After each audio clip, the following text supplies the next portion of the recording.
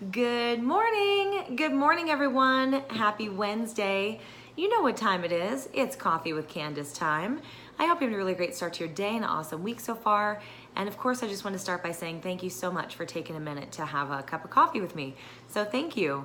Let's just get right to it. Today's topic of the day is what if my property does not appraise? So let's just say you are under contract. You are the buyer, and this is an excellent question that I've just had come up in a couple of transactions.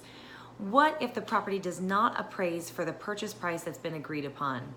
Now, within your residential purchase agreement, there is an appraisal contingency. So it does clearly state that there are three options or three ways to alleviate this type of situation or solve this so-called problem, if you will. First things first, you can come in with additional cash as the buyer. If you want to continue on with this property and you're willing to pay a little bit additional because you find value in it yourself, you may come up with additional funds. Secondly, the seller can reduce the purchase price to the appraisal value so that we can continue on and not run into any issues with finalizing your loan. And thirdly, you guys can cancel contract or renegotiate, possibly split the difference and renegotiate terms. So if for some reason a property does not appraise, you're not going to lose your earnest money. You're not stuck having to come out of pocket for additional cash. We do have to find a solution. And in this particular market, it is very different than last year.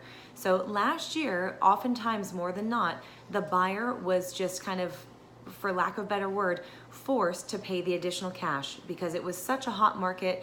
We had very limited inventory, and so there weren't that many homes to choose from. So you almost were forced to pay additional cash in order to continue on with that particular property and that purchase. This market right now has really become a very fair and even market. So realistically speaking, either the seller should be coming down in that purchase price, or there should be some negotiable terms between both the buyer and the seller to make sure that it is still a win-win situation. But thirdly, and probably most importantly, make sure you're working with a really great realtor or real estate agent. And prior to going into contract, you guys should be reviewing the comparables very specifically and ensuring that the seller has priced fairly within fair market value, and there should not be an issue within the contract. The property should appraise for the purchase price, and you should be good to go. But should anything arise, again, you've got that in your contract, and that just kind of answers that particular question. Each situation is a little bit different, so please, if you've got any additional questions in addition to that explanation, please give me a call. I would be happy to go into further detail. So hopefully that helped a little bit. Vanderbilt Realty Solutions, I'm here moving you forward. Give me a call. Talk to you soon.